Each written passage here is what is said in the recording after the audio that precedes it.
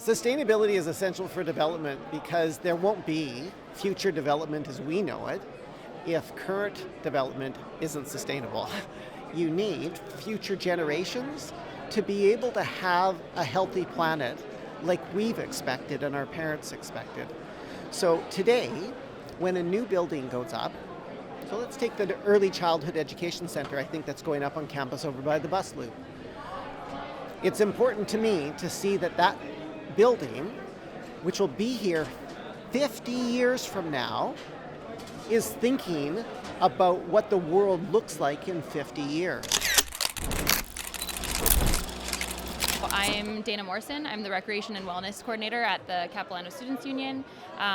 We are a nonprofit organization separate from the university, and we provide services and recreation opportunities for students that are subsidized. We try to be sustainable in a lot of what we do. For all of the vendors that we use, we ensure that they follow certain sustainability procedures. That's mainly what we do, as well as, trying to be sustainable in our daily life in our office. I think just checking out our website for our different opportunities. We take on volunteers, as well as we have elections, and that is kind of how you can get your voice heard around sustainability and making sure that the CSU stays within sustainable practices. I'm an alumni at Capilano University, and so I went to school here in 1989 to 1991 in the Outdoor Recreation Management program, which was in a little portable, pretty much where the Cedar Building is right now.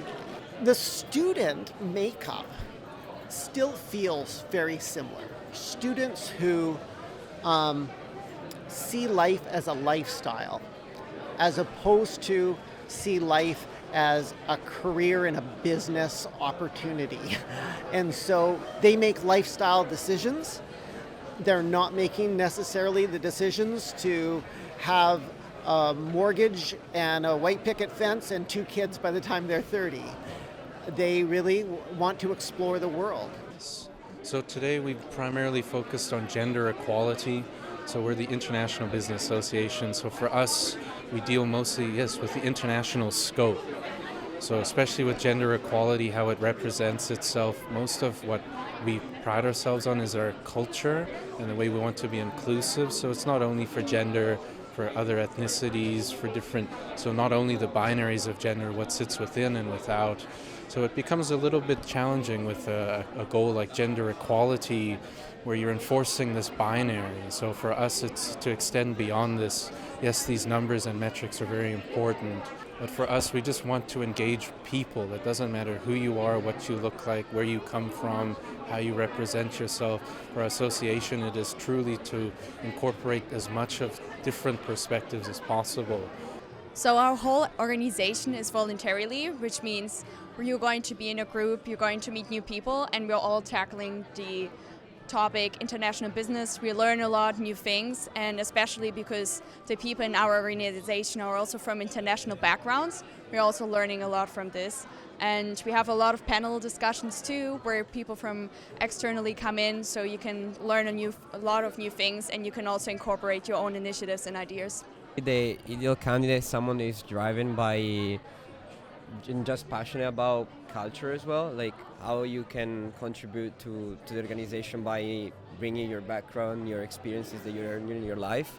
Also having a genuine interest in sustainability and in general, finding a way to share a life culture that can be sustainable for the environment as well. And also just driven by passion and enthusiasm about doing things and implementing your ideas and collaborating with people with different backgrounds as well. Do you guys want to start off by just introducing yourselves and telling us about the organization? Sure, I'm Anna. And I'm Megan. We are student research assistants for Earthworks, which is a community on campus that focuses at hosting environmental events aimed at raising awareness about environmental issues on campus as well as in our community for faculty and students. Just trying to get everyone involved and more interested in what we can do to help the nature around us. We have projects ongoing that students can get involved in right now, but we also have for longer term issues like our bird project. All of the windows here are so reflective that the birds are colliding and dying, and so we're trying to raise awareness to get some stickers put on the windows, which like there was a study in Delta, and those stickers reduced the collisions by 95%. And so we're trying to raise awareness so that we can get a grant and get these applied to the windows on campus. Especially like we're adding this new children's center that is like covered in windows. So it's really important that we get these out now, like sooner rather than later. Especially right now, we're going into spring, which is migration season, and so it's just going to be like ramping up. So it's a really important issue. While also making sure that there's more awareness even about earthworks, because we're kind of a small organization. There's only about 4 of us involved, 2 students, 2 faculty. So we'd love if there was more ways to reach out to students, get more students involved. Well, this issue can feel quite overwhelming for students. What do you recommend that students can do if they want to help with sustainability on campus? Absolutely, I talk about this every day. It's get together in a community with other students. Don't think you have to do anything by yourself. There are so many things going on right here in the North Shore. So I was just in the city studio presentation just prior to coming and speaking with you, and I learned about the City of North Vancouver Park Stewards. Once a month, they go out, they do invasive plant species pulls, they do native planting, they do pollinator gardens, they do all sorts of things. And that's one time every month.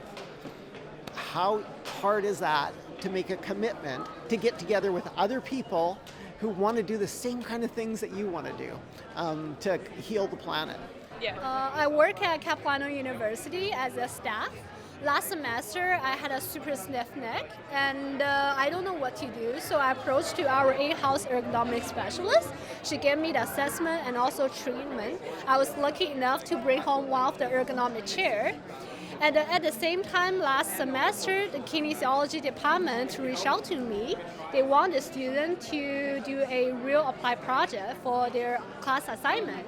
So I combined the idea together. So the kinesiology student this semester are helping CapU employees on healthy ergonomic workplace project. And a part of their deliverable is to teach CapU staff how to sit properly, and how to sit properly and knowing how to adjust the ergonomic chair. And this is what brings us here today. So we first would start off like how you sit, usually when you're like only by yourself, and see how you change the posture while you're sitting.